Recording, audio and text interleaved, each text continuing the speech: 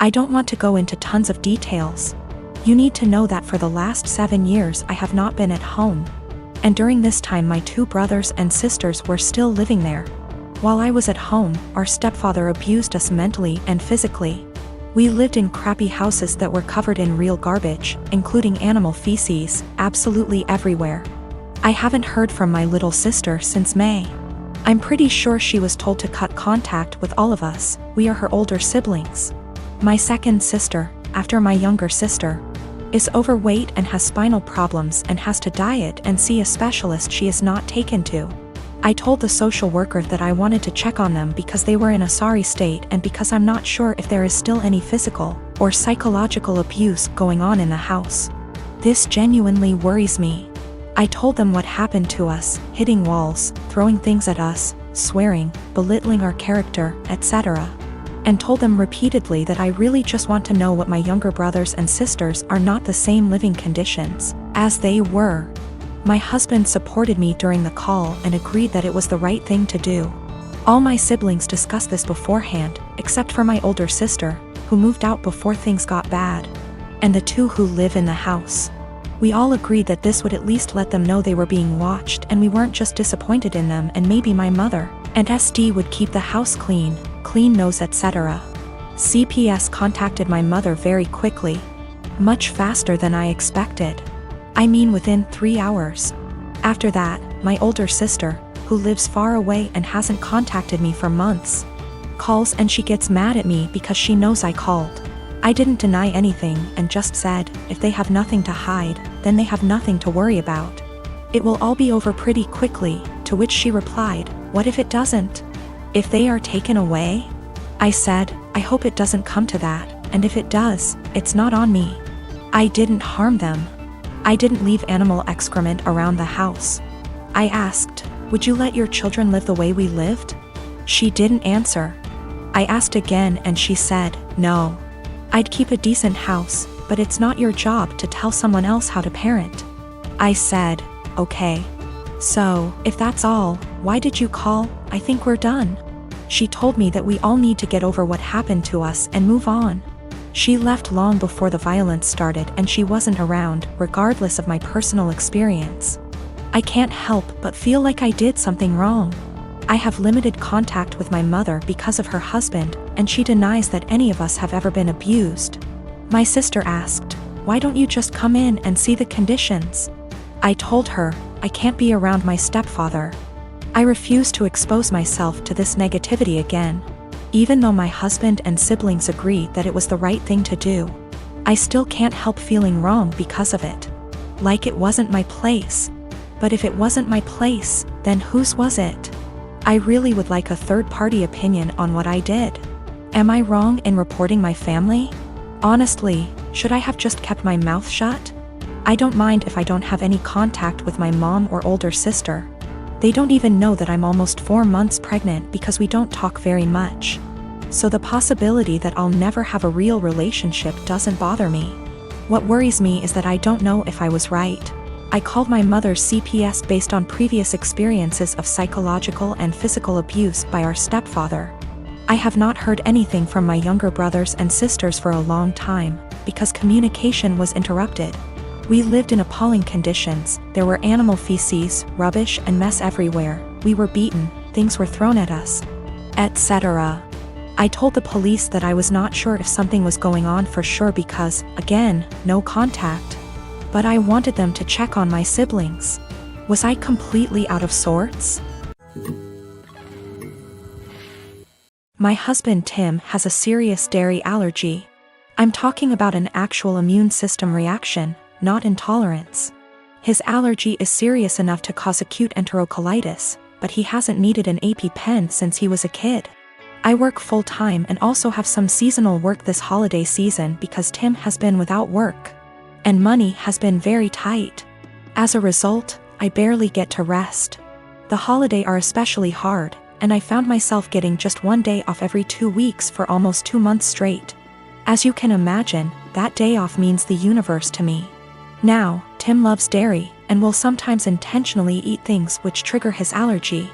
Lately, it's gotten out of hand, with him going from one risky meal every 4 to 6 months to every 2 or so weeks. In fact, it always seemed to coincidentally line up with my time off, and I found myself spending my one day taking care of him. Last week, I finally asked him if he was intentionally timing it to line up with my day off.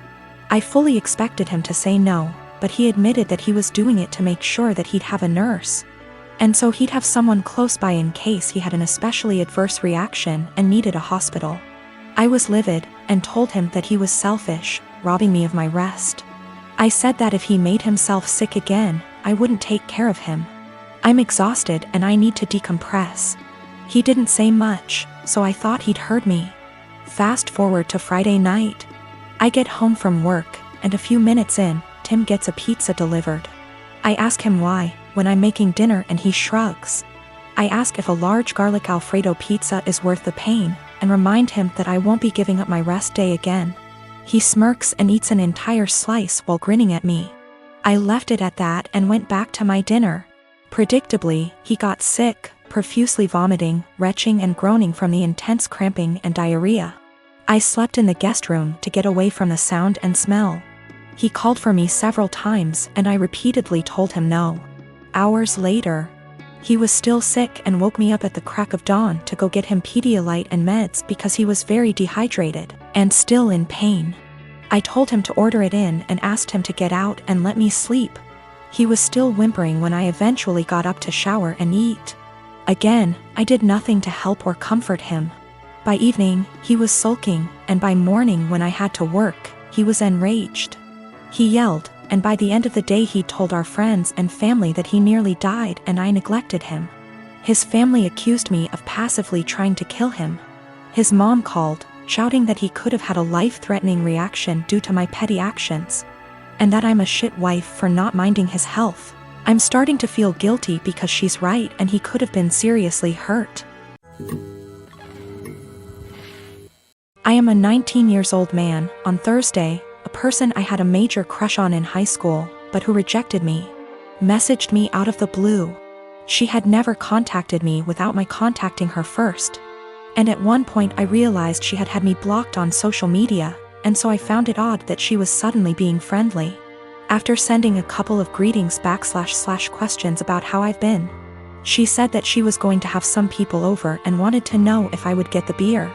The drinking age where we are is 19, and she and the people who were going to chill were all 18.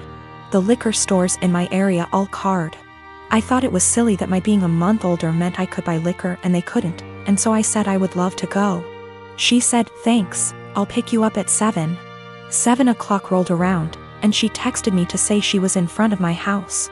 I went out dressed and ready to chill with some people, and she drove me to the liquor store. When we got there, I asked what beer she wanted me to get, and she told me to get Budweiser. I hid my disappointment as well as I could, but it was her party, so I went in and bought 2 cases of 24. I got back in the car and said, "Let's party," and she was eerily quiet. I noticed that she wasn't driving towards her neighborhood, but rather back towards mine. I thought she had moved or something, but didn't want to press the issue. When she turned down my street, I finally figured it out. She was being purposefully vague about the invitation because she wanted me to get the beer. But she wanted a way out when she told me I wasn't actually invited in the first place. She stopped in front of my house, leaned over, kissed me on the cheek, and said, "Thanks," in her best voice. I deadpanned her and asked when she was going to tell me I wasn't invited. She feigned surprise and said that she never intended to invite me in the first place. I sat in silence for a long, awkward minute, picked up the beer, and walked towards my front door. She got out of her car and frantically tried to re-invite me to the party, but I told her that what she did was the most humiliating thing that ever happened to me. I opened my front door, slammed it a bit too hard, and came back to my room. I'm a professional ballet dancer for a living, but I also do some modeling in my spare time. Last weekend, I was doing a latex shoot. Before anybody says anything, it wasn't anything fetish-wise. It was just a shoot that called for wearing more uncommon types of fabrics. My outfit was a black full-body catsuit, so think of a skin-tight garment that covers from neck to toe, including gloves. If you've ever put on a wetsuit, then you can probably imagine how much of a pain it is. It's a pretty in-depth process that involves lots of baby powder, a lot of sweat, and some less than ladylike stances. Dressing usually takes anywhere from 20 to 25 minutes start to finish. I always dread it, but can't argue with the results. Anyway, my boyfriend was in my dressing room as I was getting changed. He doesn't always come along for shoots, but I needed him that day because my car is being repaired and we needed to go somewhere afterwards. His one kinda annoying thing is that he talks to me while I'm getting changed even though I very politely asked him to let me do it in peace. If I'm just putting on a dress or something less complicated, it's not a problem. But with latex, you have to concentrate, seriously. My facial expression is pretty similar to when I'm doing heavy leg presses or squats at the gym, so that the garment slips on correctly and, more importantly, you don't rip it. It's very easy to tear if you're not careful. And a full-body catsuit can cost upwards of $700 to $800 minimum.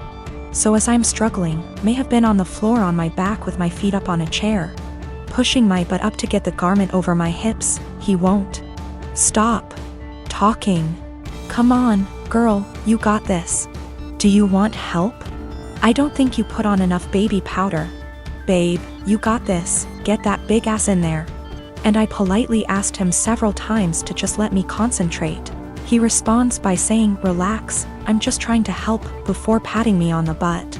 I'd had enough.